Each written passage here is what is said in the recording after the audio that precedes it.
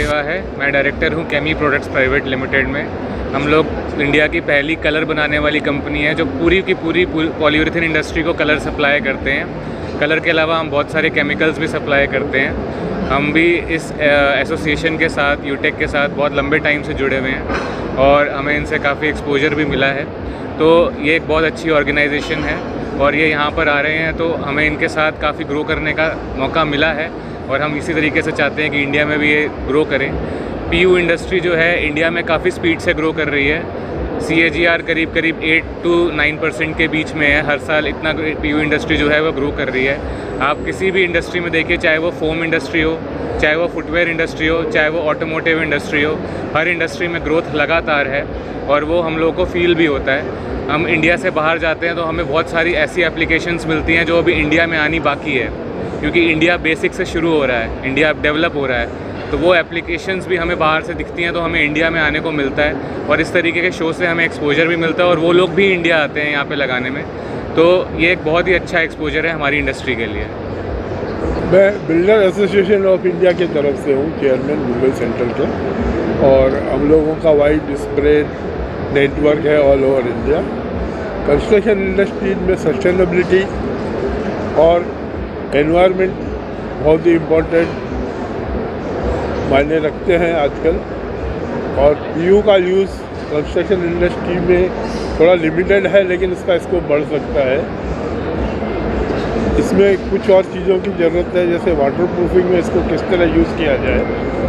Insulation के लिए ये बहुत ज़्यादा यूज़ होता है, जिसके कारण इनडायरेक्टली पावर की सेविंग होती है। एयर कंडीशनिंग का यूज़ कम होता है, एयर कंडीशन की कैपेसिटी में ज़्यादा एफिशिएंसी से,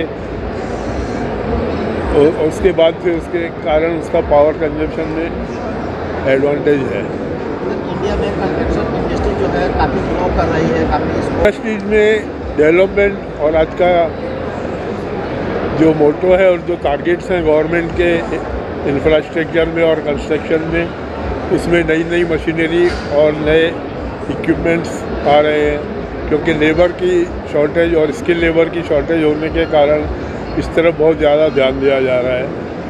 और जो भी टारगेट्स हैं वो बहुत ही लिमिटेड है। पहले जैसा नहीं है कि एक रोड बनना है तो 10 साल तक बनना है, वैसा नहीं है।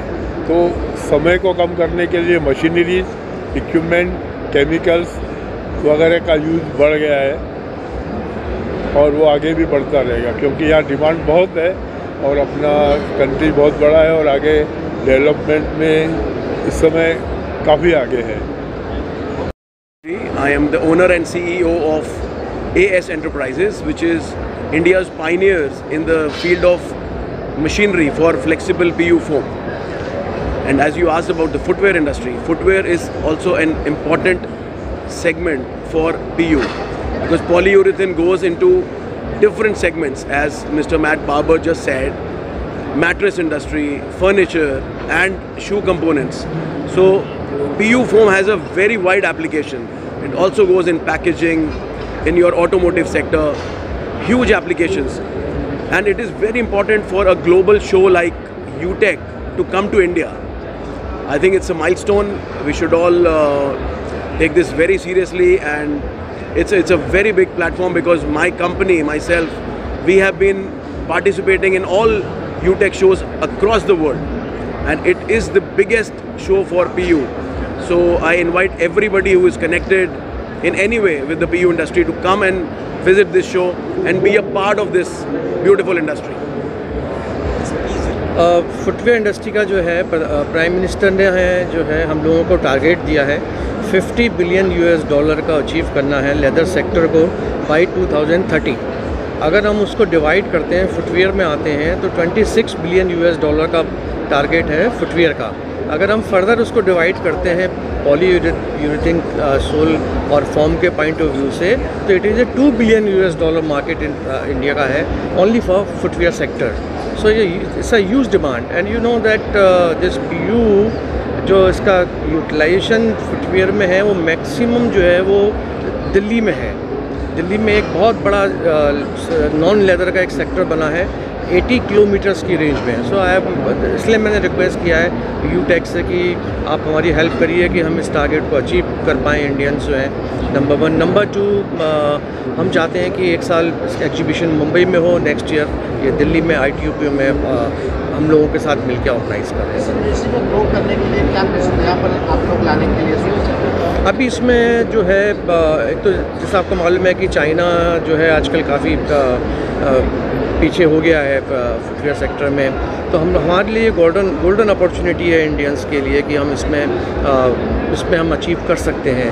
अभी अगर हम इसको देखा जाए तो अभी आज की डेट में हम लोग $20 बिलियन का मार्केट हमारे पास ऑलरेडी है और उसमें मैक्सिमम हमारा डोमेस्टिक है। लेकिन अगर हम देखें 2030 की अगर हम बात करते हैं तो आप देखिए पॉपुलेशन हमारे यहाँ इंक्रीज़ होगा।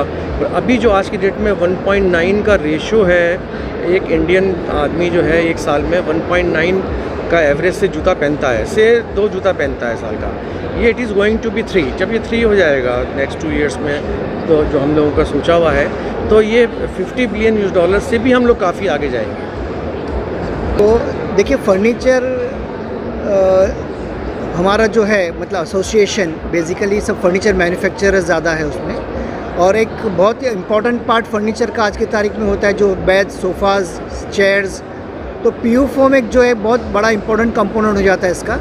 और हम समझते हैं कि हमारी इंडस्ट्री जिस तरह से ग्रो कर रही है आज की तारीख में, एक बहुत बड़ी रिक्वायरमेंट आने वाली है इसके लिए करके। सो ये जो रॉ मटेरियल जो भी सप्लायर्स है फॉर PU फोम, इनके साथ कोलैबोरेशन होना बहुत ज़रूरी है। लेटेस्ट टेक्नोलॉजी जो भी इसमें आई हुई है, we would like to explore that. हम लोग इसको लेके आगे बढ़ना चाहेंगे और कोलैबोरेट करना चाहेंगे।